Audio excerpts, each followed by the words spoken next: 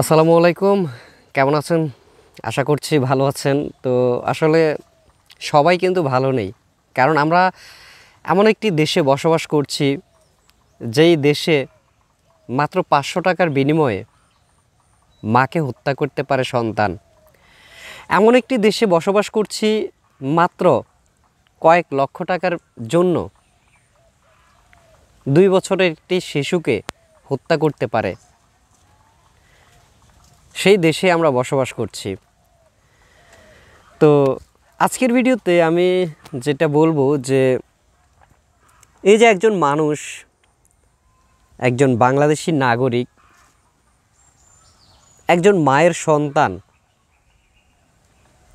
যেই সন্তানকে মায়ের হত্যার অপরাধে গ্রেপ্তার করা হয়েছে, সারা বিশ্বে ছড়িয়ে গিয়েছে যে 500 টাকার জন্য সেই সন্তানটি তার মাকে হত্যা করেছে।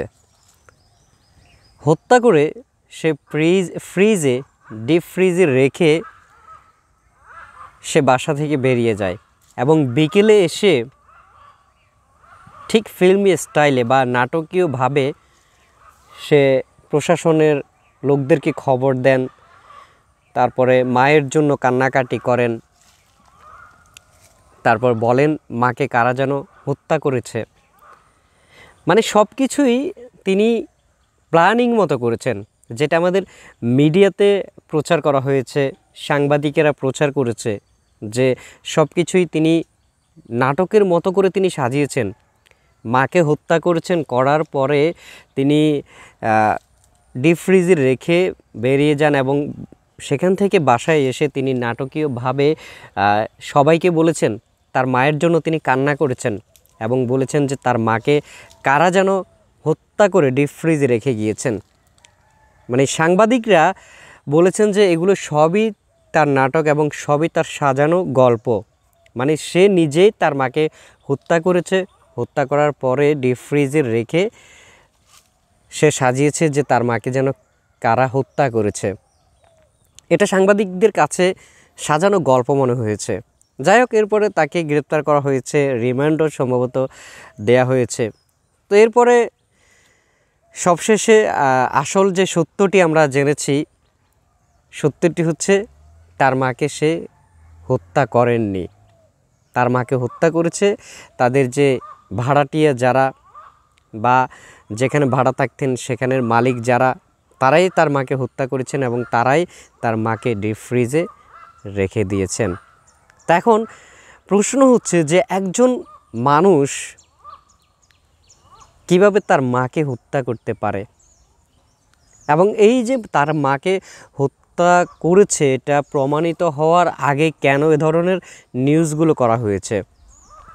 আজকে সেই সন্তানটি আজকে কিভাবে মানে নিজেকে কিভাবে ক্ষমা করবে, বা এই যে তার মায়ের হত্যার অপবাদটি তার ঘাড়ে চাপানো হয়েছে, সে কি এটা কি সহজে ভুলতে পারবে? কিভাবে সে ভুলতে পারবে? হয়তো এমনও তো হতে পারে তার যে ফিউচার বা তার যে ভবিষ্যৎ, সে এই ভবিষ্যতে তার সাথে যে ঘটনাটি ঘটেছে এই ঘটনাটি সে কখনোই ভুলতে পারবে না। এবং সে কি তার মায়ের জন্য কান্না করবে, নাকি তার সাথে যেই ঘটনাটি ঘটেছে তার জন্য সে আফসোস করবে? কারণ তার মায়ের খুনই তাকে বানানো হয়েছে। সে কি এটা কি এত সহজে সে এটা ভুলতে পারবে বা এটা কাটিয়ে তুলতে পারবে? তো এই যে ঘটনাগুলো ঘটছে এগুলোর জন্য আসলে আমরা নিজেরাই দায়ী। এখন অনেকেই প্রশ্ন করবেন যে আমরা কেন দায়ী হব? কারণ আমরা যারা ফেসবুক ব্যবহার করি, ইউটিউব ব্যবহার করি, আমরা কিন্তু এই ঘটনাটিকে সবার আগে আমরা শেয়ার করেছি এবং আমরা নিজেরাও কিন্তু তাকে নিয়ে অনেক লেখালেখি করেছি যে সেই কাজটি কিভাবে করলো, নিজের মাকে কিভাবে হত্যা করতে পারলো। এগুলা কিন্তু আমাদের মতো যারা ফেসবুক ব্যবহার করে, যারা যে আপনার ইউটিউব ব্যবহার করে, তারাই কিন্তু এই নিউজগুলো আপনার ভাইরাল করেছে বা পোস্ট করেছে। কিন্তু সবশেষে প্রমাণ কি হলো যে ছেলেটি আসলেই নির্দোষ। কিন্তু এই যে তার জীবনে মানে জীবনের মাত্র শুরু, জীবনের মাত্র শুরু, এই শুরুতেই তার জীবনে এমন একটি কলঙ্ক, সে এমন একটি কলঙ্ক তার গায়ে মেখে নিল, এটা কি কখনো সে ভুলতে পারবে? মাকে হত্যা করেছে, মায়ের জন্য সে কান্না করতে পারলো না, এই কষ্টটি সে কখনো কি ভুলতে পারবে? অবশ্যই কমেন্ট করবেন। ভালো থাকবেন, সুস্থ থাকবেন। আল্লাহ হাফেজ।